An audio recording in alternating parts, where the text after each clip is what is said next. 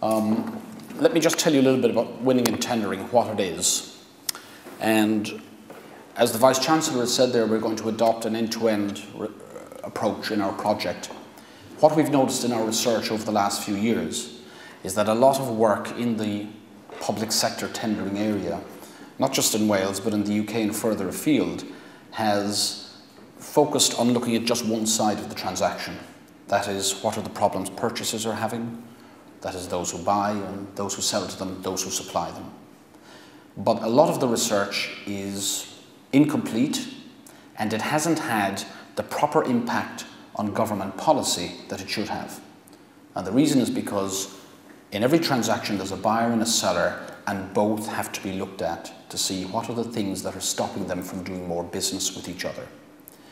One of the big problems in public procurement is that a lot of the cost of the transaction is being pushed onto businesses. And now in a time of recession, this is a time when they cannot afford these kinds of costs. I'm talking about the cost of completing very complicated tenders.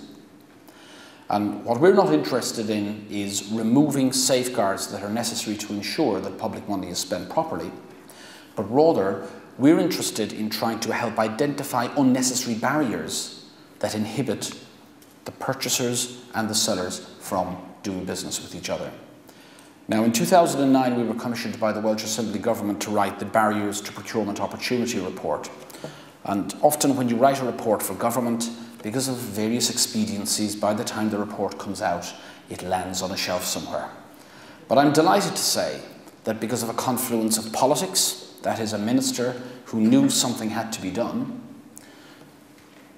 economics, the recession, a very tough environment, especially for small businesses, and also law, that is the impending arrival of the new European Procurement Remedies Directive, which is going to change the powers of common law courts to give and grant certain kinds of remedies in procurement disputes. There was almost a confluence of all of these factors from the worlds of politics, economics and law, and this gave the impetus for Value Wales, which is a division of the Welsh Assembly Government, to actually use our report and the evidence in it to bring about very useful change. And I'm delighted to say that what's happening now across Wales in many public sector organisations is our report, the Barriers Report, is being carried forward. And what that means basically is that pre-qualification questionnaires, which are often the first stage in a public tendering process, are now being redesigned so that they are fit for purpose. And guess what? Procurers, who often are used to doing things in a very traditional way because that's the way it's always been done, they're finding that it's bringing about very positive change for them. And we're also getting very good feedback from companies, from suppliers. Because what they're finding is that tenders are being designed better. And as a result, companies can identify quickly whether this is a tender I should be spending my time trying to win, or whether I should just move on and look for another opportunity elsewhere. So there's lots of benefits for both parties. We hope to continue this work now at a much deeper level in the winning and tendering project. Now, just look who's supporting this project, and I hope that some of the organisations here tonight, if you want to become involved with us and contribute to our work in having a positive impact on public policy, please get in touch with us. We have the third sector, the WCVA, we have the Confederation of British Industry, the CBI, we have the Federation of Small Business. So we have large business, small business, the third sector on the Welsh side. Also we have large spenders, such as Carmarthenshire County Council, who are leaders now, along with Gwynedd, in the area of low-value procurement. That means that you put out much lower contracts to tender than you previously put out, with some very interesting results. For example, value for money can be improved, while at the same time you get lots of new suppliers trying to supply to you that you never got before because they were pushed out by bigger, more complicated tenders. So this is very good for economic development in Wales if this trend continues. Now on the Irish side, we have Enterprise Ireland. That's a huge state agency in Ireland that basically fosters economic development in Ireland. It has been incredibly successful over the years. It represents the interests of suppliers. We have the Office of Public Works, which is a multi-billion budget in Ireland, spending money on all kinds of infrastructure all over the state. They're very interested in the project. And we have if you look at the symbol on the right of the screen, that is the Irish Police. The Irish Police actually may have a reputation for not being innovative in some ways. For example, they were using simple walkie-talkies until a few years ago, and the criminals always had GSM phones. But the Irish police have actually been very innovative in procurement, and they have started putting contracts out to tender as low as €6,000. And they have found that they haven't been overwhelmed with tenders, but they're actually getting better quality tenders and getting new companies entering the game who can give them better value and more innovative solutions for the goods and services that they require. So we're going to be very interested to work with them, and that's why I'm delighted that our partner, Paul Davies, is here tonight, because he's helping us work with these partners on the Irish side. So a huge range of very significant representative groups are interested in working with the project and have really helped us to develop the project concept from about 2 years ago when we started putting our application together. Roger, I won't thank you again from Interreg, but you were fantastic, so thank you very much. You really challenged us all the way and made the application better. Now, let's get down to some practical matters. What is the project actually about? Well, if you look at this screen here, you'll see there are two boxes at the top, procurement law and procurement barriers. And we have a team now, it's a multinational team. We have researchers here from countries like Nigeria, from Portugal, obviously England and Wales, Ireland and elsewhere. We now have experts in these areas, and they're going to be researching how can we actually explain European procurement law in plain English for the benefit of both purchasers and suppliers. That's just one of the things we're doing on the legal side. One of the things we found in our research in the past is that purchasers think that the law won't let them do things, when often it's much more flexible than they realise. And suppliers often think that they have many more rights than they actually have until they go to test them. So what we want to do is we want to actually carry out investigation into this new European Remedies Directive and see how is it changing the public sector tendering experience and whether public organisations are adopting necessary or unnecessarily defensive practices. And that will be very interesting. Now that's going to feed into redesign of the procurement process. We're also going to look at procurement barriers, building on our previous work in the barriers report, and that's where we're going to gather evidence-based research, which again we hope will have a positive impact on the design in a practical way by public organisations of their tenders. Now that's all going to feed into strategy and policy and also into better procurement training. Because if you look at this slide here, this goes back to the very first thing I said to you, which is that we actually want to work with both sides of the procurement exchange. We want to improve small indigenous suppliers, that's the term SIS, their tendering skills. And let's face it, Wales, just like most countries, is a land of small businesses. So we want to help them improve their skills. And we also want to upskill procurers so that when they design tenders in the future, they will take the vulnerabilities of smaller businesses into account. Because remember, we all have a vested interest in promoting economic development in a way, of course, that's legally compliant.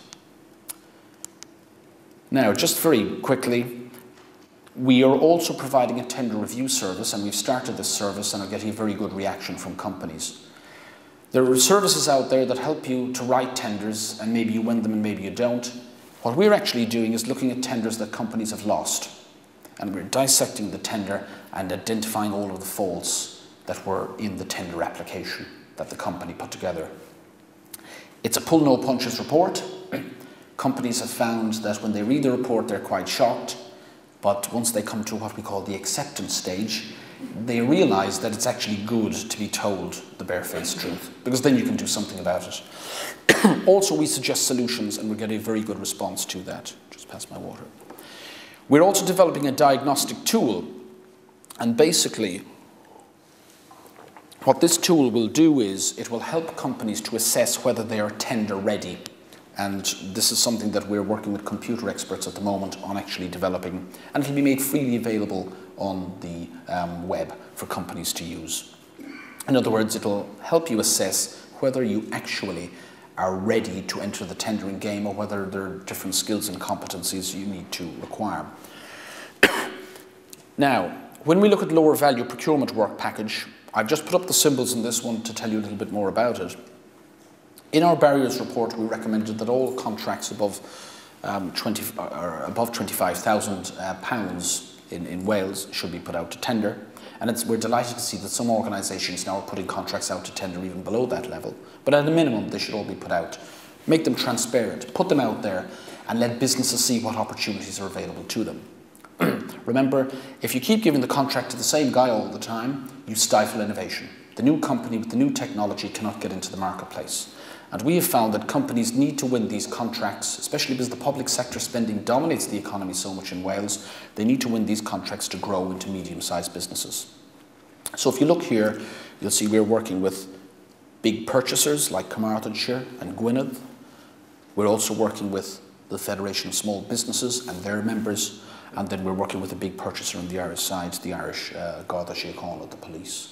So we're closing the circle here and helping them all to achieve a better experience. And out of this research, we will produce very practical recommendations for government to try and reform the area. Now, there are two other areas we're going to work in. One of them is to develop a small indigenous supplier-friendly procurement competency framework. Basically, there are a lot of frameworks out there that help purchasers to see whether they are competent. And there's a big need for more competent purchasers in Wales. I'm not slagging off the purchasers. All I'm saying is that they need more training, and many of them are looking for the right kind of training. But we're going to design a competency framework that is sensitive to the vulnerabilities of small businesses. So, for example, to give you a practical example, there's no point if you want to buy a service in using a tender that's suitable for a construction contract. They're totally different animals, but often there's a tendency to play it safe and just plug in the tender you used last time.